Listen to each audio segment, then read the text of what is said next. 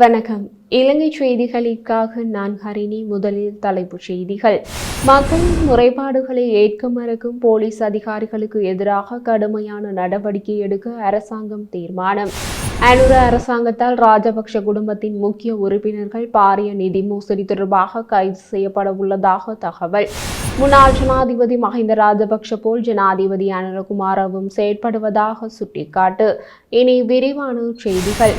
தேசிய கட்டட ஆராய்ச்சி நிறுவனம் நாட்டின் பல பகுதிகளில் இன்று முதல் எதிர்வரும் சில நாட்களுக்கு காற்றின் தரமானது ஆரோக்கியமற்ற நிலையில் காணப்படும் என்று எச்சரித்துள்ளனர்.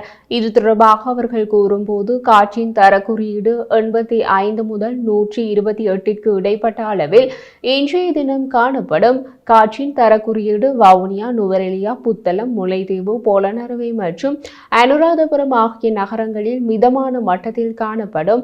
தற்போதைய சூழ்நிலையை கருத்தில் கொண்டு முடிந்தவரை அனைவரும் முகக்கவசங்களை அணியுமாறும், சுவாசிப்பதில் சிரமம் ஏற்பட்டால் உடனடியாக மருத்துவ ஆலோசனையை பெற்றுக் கொள்ளுமாறும் தேசிய கட்டட ஆராய்ச்சி நிறுவனம் அறிவுறுத்தியுள்ளது. யாழ்ப்பாணத்தில் இன்றைய தினம் இலங்கையின் 77வது சுதந்திர தினத்திற்கு எதிர்ப்பு தெரிவிக்கும் வகையில் கருப்பு கொடி போராட்டம் முன்னெடுக்கப்பட்டது. நல்லூரில் அமைந்துள்ள திலீபனின் நினைவு தூபிக்கு முன்பாக பொத்துவில் தொடக்கம் பொலிகண்டி வரையான மக்கள் இயக்கத்தின் ஏற்பாட்டால் இந்த போராட்டம் முன்னெடுக்கப்பட்டுள்ளது. இந்த போராட்டமானது நாட்டில் தமிழ் மக்களுக்கு எதிராக மேற்கொள்ளப்பட்டு வரும் அடக்குமுறைகளுக்கு எதிராக வெளியிடும் வகையில் முன்னெடுக்கப்படுவதாக ஆர்ப்பாட்டத்தில் ஈடுபடுவதாக கூறியுள்ளனர். கைத்தொழில் மற்றும் தொழில் முனைவோர் அபிவிருத்தி அமைச்சர் சுனுல் ஹந்திநெத்தி பெரும்போகத்தில் நெல் கொள்வனவு செய்வதற்கு தேவையான நிதி ஏற்பாடுகள் தற்போது நெல் சந்தைப்படுத்தல் சபைக்கு வழங்கப்பட்டுள்ளதாக சுட்டிக்காட்டியுள்ளார். அவர் தொடர்ந்தும் கூறும்போது, நாட்டில் அரிசி மாஃபியாவை கட்டுப்படுத்த முறையான நடவடிக்கைகள் எடுக்கப்பட்டு வருகின்றது. நெல் சந்தைப்படுத்தல் சபை நெல் கொள்முதல் நடவடிக்கைகளை விரைவில் ஆரம்பிக்க உள்ளது. இன்று முதல் ஒரு வாரத்திற்குள் உத்தரவாத விலை தீர்மானிக்கப்பட வேண்டும் என்பது தெளிவாகிறது. இதன் பெரும்பகுதி விவசாயிகளின் பக்கம் உள்ளது. அரசாங்கத்தில் இருப்பதால் நான் இதை சொல்லவில்லை. விவசாயி மற்றும் நுகர்வோர் இருவரையும் பாதுகாக்கும் நிலைப்பாட்டை எடுத்த முதல் அரசாங்கம் தேசிய மக்கள் சக்தி கட்சி அரசாங்கமாகும். பணத்தை விடுவிப்பதற்கு ஒரு செயல்முறை உள்ளது. பணம் விடுவிக்கப்பட்டுள்ளது. இப்பொழுது நீங்கள் நெல்லை வாங்கலாம். நாளை முதலே ஆரம்பிக்க முடியும் என கூறியுள்ளார். பதில் போலீஸ் மா அதிபர் பிரியந்த வீரசூரிய போலீஸ் நிலையங்களுக்கு முறைப்பாடுகளை வழங்குவதற்காக வரும் மக்களை முறைப்பாடுகளை ஏற்றுக்கொள்ளாத உத்தியோகத்தர்களுக்கு எதிராக ஒழுக்காற்று நடவடிக்கை எடுக்கப்படும் என எச்சரித்துள்ளார். அவர் மேலும் கூறிய போது, ஒழுக்காற்று நடவடிக்கைகளுக்கு மேலதிகமாக அத்தகைய அதிகாரிகளுக்கு எதிராக நீதிமன்ற நடவடிக்கையை போலீஸ் கட்டளை சட்டத்தின் விதிகளின்படி எடுக்கவும் முடியும் என கூறியுள்ளார். எழுத்து மூலமும் வாய்மொழி மூலமும் போலீஸ் நிலையங்களுக்கு வரும் தரப்பினரின் முறைப்பாடுகள் ஏற்றுக்கொள்ளப்படுவதில்லை எனவும், முறைப்பாடுகள் நிராகரிக்கப்படுவதாகவும் எங்களுக்கு முறைப்பாடுகள் கிடைத்துள்ளன. போலீஸ் நிலைய பொறுப்பு அதிகாரிகளும் ஏனைய அதிகாரிகளும் பல்வேறு உண்மைகளை முன்வைத்து இவ்வாறு நிராகரிப்பதாக தகவல்கள் வெளியாகியுள்ளதாகவும் தனது சுற்றறிக்கையில் குறிப்பிட்டுள்ளார். போலீஸ் நிலையங்களுக்கு அறிவிக்கப்படும் முறைப்பாடுகளை பதிவு செய்து விசாரணை செய்வது போலீஸ் அதிகாரிகளின் கடமையும் பொறுப்பும். இனிமேல் போலீஸ் நிலையங்களில் கிடைக்கப்பெறும் எந்த ஒரு முறைப்பாட்டையும் ஏற்றுக்கொள்ளவோ நிராகரிக்கவோ முடியாது. அப்படி செய்தால் நடவடிக்கை எடுக்கப்படும் என கூறியுள்ளார். போலீஸ் விசேட அதிரடி படையினருக்கு கிடைத்த தகவலின் அடிப்படையில் மேற்கொள்ளப்பட்ட சுற்றி வளைப்பின் போது பொலனறுவை பிரதேசத்தில் உள்நாட்டு துப்பாக்கியுடன் சந்தேக நபர் ஒருவர் கைது செய்யப்பட்டதாக போலீசார் தெரிவித்தனர். இது தொடர்பில் தெரிய வருவதாவது, கைது செய்யப்பட்ட சந்தேக நபர் கலஹல பிரதேசத்தில் என தெரிய வந்துள்ளது. அதனால் கைது செய்யப்பட்ட சந்தேக நபர் மேலதிக விசாரணைகளுக்காக பொலனறுவை போலீஸ் நிலையத்தில் ஒப்படைக்கப்பட்டுள்ளார்.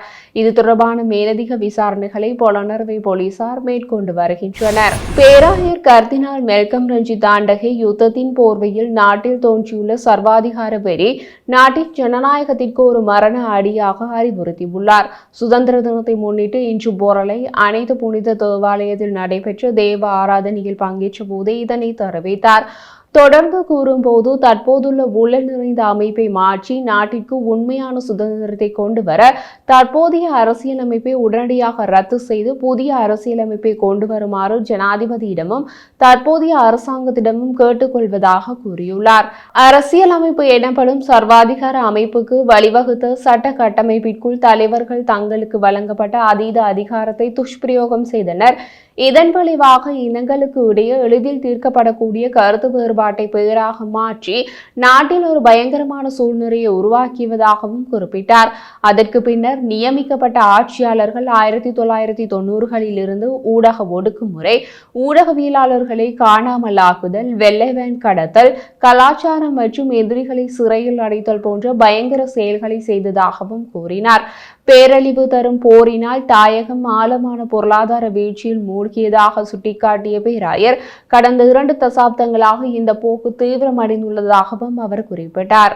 விசேட அதிரடி படையினருடனும் போலீசாரும் இணைந்து இலங்கையின் 77வது சுதந்திர தினத்தை முன்னிட்டு வடக்கில் விசேட சோதனை நடவடிக்கையினை இன்றைய தினம் தொடங்கியுள்ளனர். விசேட அதிரடி படையினரும் போலீசாரும் தெற்கிலிருந்து வடக்கு செல்லும் ஏனையின் பிரதான வீதியில் தாண்டிக்குளம் பகுதியில் 3 இடங்களில் மோப்ப நாய்களின் உதவியுடன் சோதனை நடவடிக்கையை மேற்கொண்டனர். அது மட்டுமல்லாமல் வடக்கிலிருந்து தெற்கு நோக்கி வரும் வாகனங்களில் 2 இடங்களில் வழிமறிக்கப்பட்டு வாகன ஆவணங்கள் சோதிக்கப்பட்டதுடன் மோப்ப நாய்களின் உதவியுடனும் வாகனங்களின் உட்பகுதியும் சோதனை செய்யப்பட்டது. ஒரு இடத்தில் வழிமறிக்கப்பட்டு தெற்கிலிருந்து வடக்கு நோக்கில் வரும் வாகனங்களில் சோதனைகளை முன்னெடுத்தனர். அத்துடன் மோட்டார் சைக்கிள்கள், பேருந்துகள், பார ஊர்திகள் மற்றும் சொகுசு வாகனங்கள் என பலதும் சோதனைக்கு உட்படுத்தப்பட்டன. இந்த சோதனையில் விசேட அதிரடி படையினர், போலீசார் மற்றும் போக்குவரத்து போலீசார் ஈடுபட்டிருந்தமை குறிப்பிடத்தக்கது. பொது நிர்வாகம், மாகாண சபைகள் மற்றும் உள்ளூராட்சி அமைச்சர் சந்தன அபேவர்தன அமைச்சர்களின் பங்களாக்கள் தொடர்பாக பெறப்பட்ட மதிப்பீட்டு அறிக்கைகள் எதிர்வரும் வாரத்தில் அமைச்சரவையில் சமர்ப்பிக்க திட்டமிட்டுள்ளதாக குறிப்பிட்டுள்ளார். அந்த பங்களாக்களின் மதிப்பீடு தற்போது இறுதிக்கட்டத்தை எட்டியுள்ளதாக கூறுகின்றனர். இந்த பங்களாக்கள் தொடர்பாக பல திட்டங்கள் சமர்ப்பிக்கப்பட்டுள்ளதாக கூறப்படுகிறது. அந்த முன்மொழிவுகளில் சிறந்த திட்டத்திற்கு முன்னுரிமை வழங்கப்படும் என எதிர்பார்க்கப்படுகிறது. அந்த பங்களாக்களை பொருளாதார ரீதியாக வினைத்திறன் மிக்கதாக பயன்படுத்துவதே அரசாங்கத்தின் நோக்கம் என்று அமைச்சர் சுட்டிக்காட்டினார். பல அரசு மற்றும் தனியார் நிறுவனங்களும் அமைச்சர் பங்களாக்களை வாடகைக்கு விடுமாறு அமைச்சரிடம் கோரிக்கை விடுத்துள்ளன. அந்த கோரிக்கை தொடர்பான விடயத்தையும் பரிசீலித்து வருவதாக அமைச்சு வட்டாரங்கள் தெரிவிக்கின்றன. ஒரு மறைமுக அரசியல் நோக்கத்துடன் தான் முன்னாள் ஜனாதிபதி மஹிந்த ராஜபக்ஷவுக்கு 7 நாள் பிரித் போதனை ஏற்பாடு செய்யப்பட்டது என தகவல் வெளியாகியுள்ளது.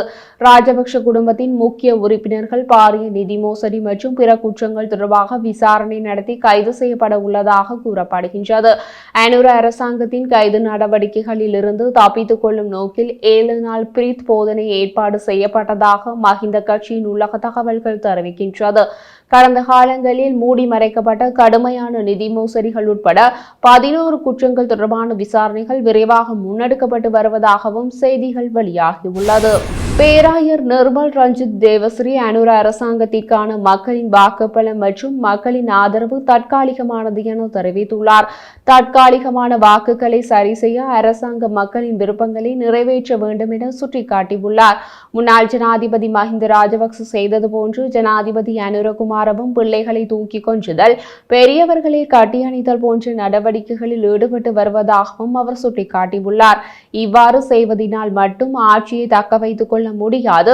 இந்த மாதிரியான விடயங்களால் தற்காலிகமான மக்களின் ஆதரவுகளை பெற்றுக்கொள்ள முடியும். அத்தோடு மக்களின் வயிறு மற்றும் அவர்களின் சட்டப்பை என்பவற்றை கருத்தில் கொண்டு திட்டங்கள் வகுக்கப்படாவிட்டால் மக்களின் ஆதரவினை பெறுவதில் சவால்கள் ஏற்படும் என சுட்டிக்காட்டியுள்ளார்.